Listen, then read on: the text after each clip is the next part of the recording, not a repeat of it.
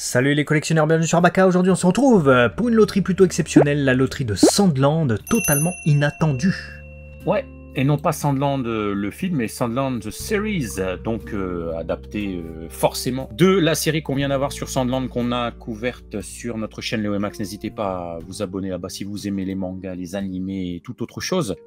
Effectivement, du coup, série qui nous a proposé une suite inédite au manga sorti à l'époque par Akira Toriyama, bien entendu, et qui mettait en avant certains personnages.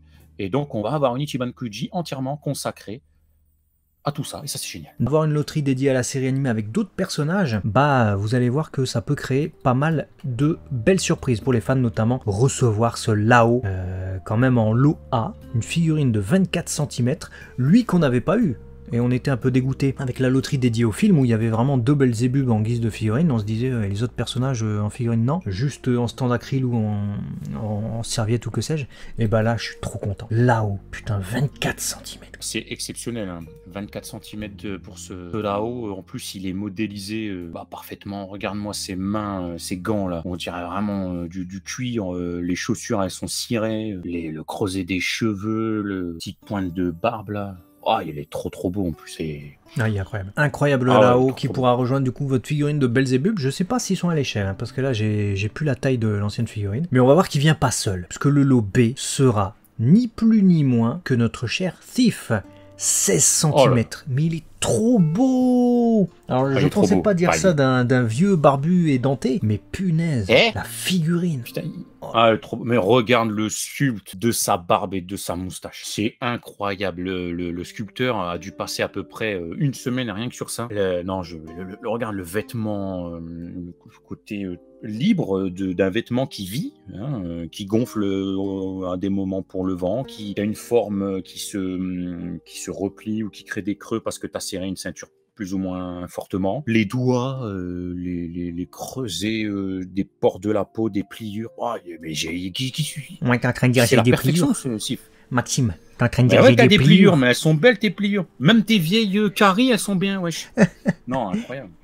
Incroyable. Et moi je saute au plafond déjà rien que les deux, là-haut et puis Sif, là je suis trop content parce que déjà on a le trio qui est recomposé, c'était tout ce qu'il nous fallait, mais alors on n'est pas au bout de nos surprises puisque l'OC n'est ni plus ni moins que l'antagoniste de la série, Mouniel, 19 cm, donc il sera un peu plus grand que Sif. Ah, puis super bien modélisé aussi, hein, ce petit enfoiré, hein, avec sa coupe au bol. Il a la tête à claque parfaite, et puis il y a les dorures là où il faut. Ça, je trouve son geste très fidèle à son personnage, en fait. J'aime beaucoup ce qu'ils lui ont donné. La cape, elle a l'air bien.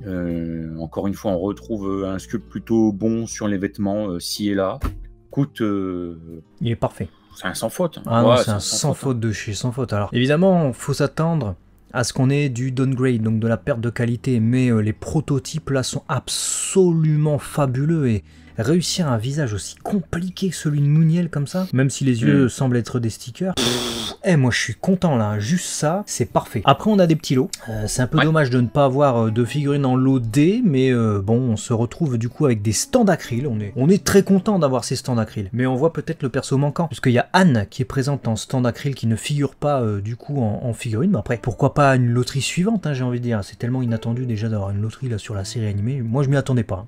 Qui continue, Sandland, la série, la deuxième saison étant terminée, Toriyama Sensei étant décédé, et nous faire les personnages qu'on a eu dans cette série, y compris Mouniel.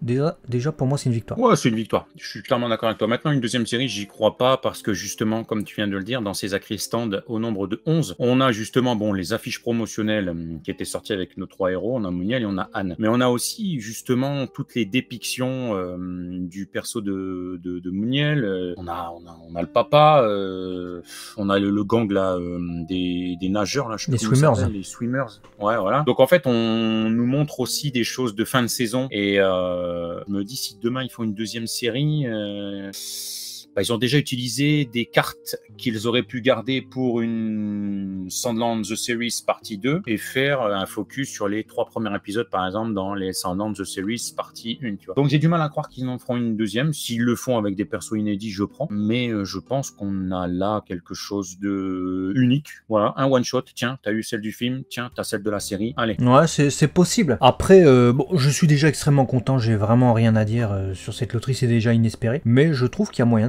faire encore une autre série. Qui peuvent Oh, faire moyen. Belzébub en mode acier. Belzébub qui se protège là contre Muniel et contre je sais plus qui, contre les tanks. Ils peuvent le faire, ça ferait une figurine de Belzébub. Ou Belzébub en mode énervé. Anne, du coup, qui est manquante. Last One, une forme boss ultime de Muniel. Et ou Satan, qui a pas eu sa figurine Satan. encore. Ouais, puis s'ils veulent, ils peuvent même faire un lot A, comme ils font avec les Digimon par exemple, avec les petits monstres, enfin les petits démons, tu vois, qu'on retrouve quand on la tête de grenouille qui ressemble à Koa, les petits fantômes et tout. Les Digimon, ils font ça parfois, ils font les tout petits, ils en font 2. Genre ils font l'OC, ils en mettent 2 parce qu'ils sont petits, ils font 7-8 cm. Donc ils peuvent s'ils veulent. Clairement ils ont le potentiel d'en faire une deuxième. Ils peuvent même faire le... Comment il s'appelle là? Tu sais le capitaine qui s'est rallié là-haut, là. Je sais plus comment il s'appelle. Enfin bref, s'ils veulent. Bon, des persos importants, du moins dans l'œuvre, il y a potentiel. L'OE, on a des cross posta. Donc on a des posters qui sont plus fins, mais plus longs. On va dire ça comme ça. Ouais,